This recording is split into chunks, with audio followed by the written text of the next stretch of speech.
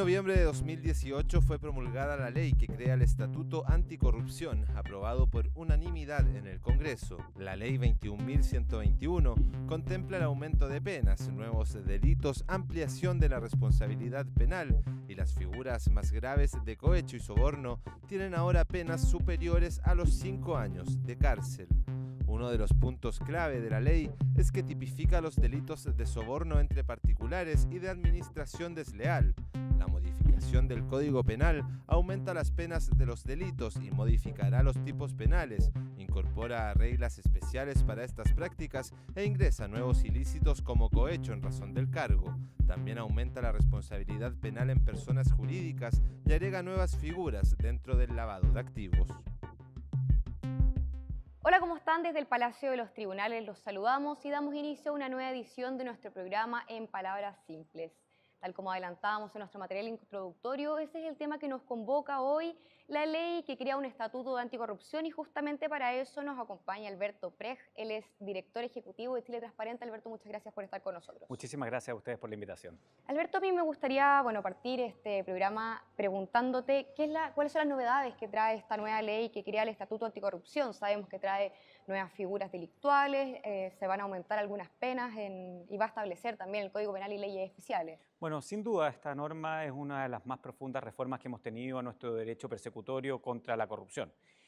Básicamente genera cambios importantes en el Código Penal, cambiando determinados tipos penales, aumentando penas, aumentando multas en los delitos de cohecho, creando nuevos tipos penales como el cohecho entre particulares, la administración desleal, el soborno, el cohecho sin previo prestación, y también modificando cuerpos legales como la Ley de Responsabilidad Penal de las Personas Jurídicas, aumentando el catálogo de delitos tipo. Si bien esta ley se crea en el marco de toda una situación de financiamiento a la política irregular, de ciertos organismos públicos que han estado muy cuestionados, tú mencionabas que hay una figura legal que se llama cohecho entre particulares. Esto cabe para cualquier persona, me imagino, ¿no? Bueno, ese es un cambio muy radical en nuestro derecho. En general siempre se determinó que los delitos de corrupción eran delitos funcionarios, es decir, delitos donde ocurría un público y un privado concurrían a la comisión del delito. En el caso del cohecho entre particulares, lo que ocurre es que, por ejemplo, si en una empresa alguien recibe un dinero para favorecer la contratación de un determinado proveedor, eso va a tener hoy día una tipificación penal y una persecución penal, que incluso puede dar objeto a la responsabilidad penal de las personas jurídicas.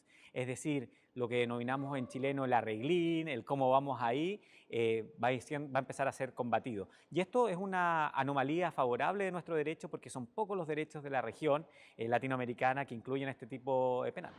En la actualidad, según nuestra legislación, los delitos de cuello y corbata, cohecho, soborno, malversación de caudales públicos están castigados hasta 5 años. Ahora la pena aumentaría, eso sería equivalente a una figura delictual de crimen.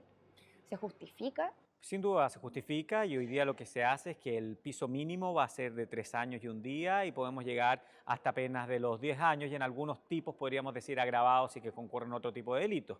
Eso es muy favorable, y también es muy favorable que esta ley establece que para las autoridades electas por alta dirección pública, las autoridades en general superiores de la República, no se va a poder aplicar el piso mínimo. Y eso es muy positivo porque genera un disuasivo para que no vuelva a ocurrir situaciones como la que hemos tenido en el pasado.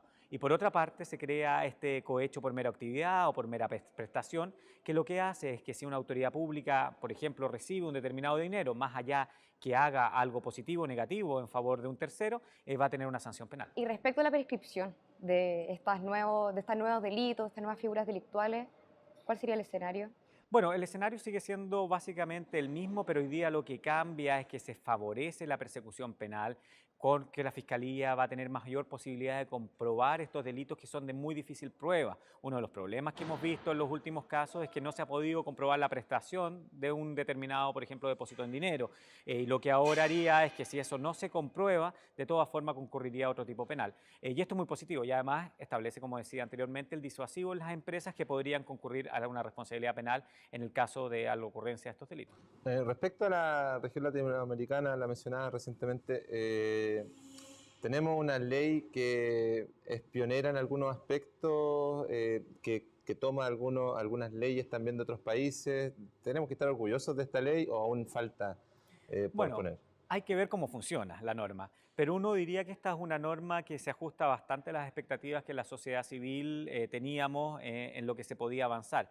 Mira, muchas veces establecer penas muy altas, tenemos otros derechos que establecen penas de 15 años, por ejemplo, para delitos similares, pero no, claro, no hay efectividad en la aplicación de la pena, no sirve de mucho. En cambio, acá por lo menos hemos logrado que en las máximas autoridades ya sabemos que vamos a partir en un piso mínimo. Y por otro lado, también algo que no he mencionado, establece una especie de delación compensada para aquellos que colaboren en la detección de este tipo de delitos, un beneficio de una disminución de hasta 2 grados en la pena, que eso también es muy positivo porque una de las cosas difíciles que tenemos los que trabajamos con este tipo de delitos es poder conocerlos y para eso necesitamos personas que colaboren con información. O sea, van a estar catalogados como un atenuante que ayuden a colaborar con la justicia para lograr esclarecer los hechos. Así es. Bueno, obviamente esa colaboración tiene que tener algunos tipos de adjetivos para que efectivamente se adquiera esa rebaja de pena. ¿Para los funcionarios públicos también? Por supuesto, también para los funcionarios públicos. Pero es bien relevante, como decía, que para ciertos funcionarios públicos no se parte del piso mínimo, sino que se parte de la pena siguiente. ¿Esto lo persigue el Ministerio Público como tal o la Fiscalía Económica, que en realidad trabaja con el Tribunal de la... Estos son delitos de característica penal que modifican el Código Penal por una parte, van a ser perseguidos por el Ministerio Público. Ahora el Ministerio Público tiene que dotar de contenido algunos de estos delitos. ¿Qué va a pasar con el soborno entre particulares, con la administración desleal, con otros tipos penales relacionados a la empresa, donde efectivamente nos estamos metiendo en un nuevo terreno?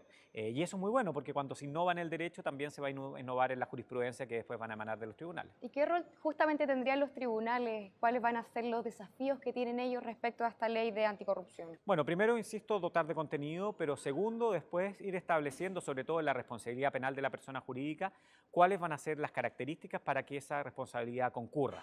¿Va a bastar con tener un programa anticorrupción o nos vamos a fijar en la efectividad de ese programa anticorrupción? Cuando un soborno entre particulares se va a entender que solamente fue un arreglo entre dos particulares al interior de una empresa o cuando vamos a entender que hay podríamos decir, una cultura corporativa que buscaría ese tipo de delitos. Ahora bien, ¿qué va a pasar con esto, no sé, regalito, obsequio, todas estas cosas que de repente las empresas hacen a particulares o a privados? ¿Están dentro del marco legal también? ¿Se habla en alguna parte de la ley sobre esto? Más allá que esté muy reciente, pero da la impresión de que... Es muy buena tu pregunta y eso fue algo de profusa discusión en las comisiones parlamentarias. Porque efectivamente, ¿qué pasa, por ejemplo, a un parlamentario que le llega un vino de una viña como regalo? En este caso se va a entender que todo aquello que autorice la costumbre, que sea más bien de tipo protocolar, no va a constituir de ninguna forma una coima, como lo diríamos en buen chileno. Así que en eso no tendríamos ese problema. Pero sin duda, obviamente hay que estar atento y lo que uno recomienda desde Chile Transparente es que los regalos vayan desapareciendo en esta relación entre lo público y privado. Por lo demás, todas las autoridades están obligadas a registrar todo tipo de regalo por la ley 20.730, ley que regula el lobby y la gestión de intereses particulares. Aparte de que se castigue con la privación de libertad y no ocupar cargos públicos, ¿qué otros tipos de sanciones hay? Bueno, hay sanciones en multa que se agravan muchísimo, hay sanciones especiales, por ejemplo, para las empresas, como por ejemplo quitarle la representación jurídica a una persona que haya cometido este tipo de delitos. Hay inhabilitaciones perpetuas y temporales para aquellas personas que cometan este tipo de delitos y además esas inhabilitaciones van a quedar en un catálogo que va a ser de características públicas y esa inhabilitación además va a ser mucho más extendida, que por ejemplo te va a permitir que no contraten con el fisco durante un determinado tiempo o perpetuamente. Eso lo encontramos muy positivo y es un muy buen disuasivo para que no vuelva a ocurrir que, por ejemplo, una persona que haya sido condenada por fraude al fisco, inhabilitada de por vida para ser alcalde, pueda ser diputado. Con esta ley esto no podría ser posible. Ahora, Alberto, como Chile Transparente encuentran que hay algunos proyectos a futuro que podrían aún dotar de mayores herramientas al Ministerio Público. ¿Cómo se podrían seguir persiguiendo? Tú nos comentabas que es muy difícil llegar muchas veces a la información, que necesita siempre de una persona que colabore, por eso también se premia, entre comillas, que una persona acuse. ¿Con qué herramientas se puede ir aumentando la posibilidad de destrabar todos estos casos de Sí, hay que de entender que la corrupción es un virus de mutación muy rápida. El corrupto siempre va lamentablemente más rápido que el Estado, por lo cual el perseguirlo requiere que, por ejemplo, el Ministerio Público cuente de más herramientas, de mayor especialización, pero también que cuente, por ejemplo, con testigos que puedan ser protegidos. En Chile no tenemos una ley de protección al denunciante. Lo hemos visto, por ejemplo, lo que pasa en cuerpos uniformados como Carabineros y el Ejército, donde se requiere efectivamente una legislación en esta materia.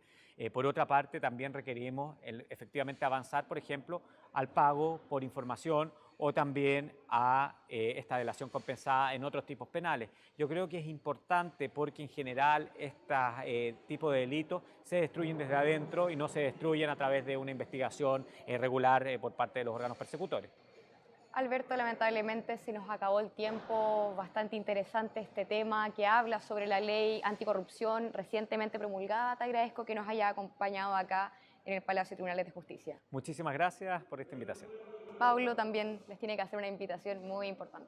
Bueno, gracias Alberto, gracias Daniela. Los invitamos a ustedes también a revisar nuestra página web poderjudicialtv.cl, donde estamos actualizando constantemente con información importante para todos ustedes. Que les vaya muy bien. Hasta luego.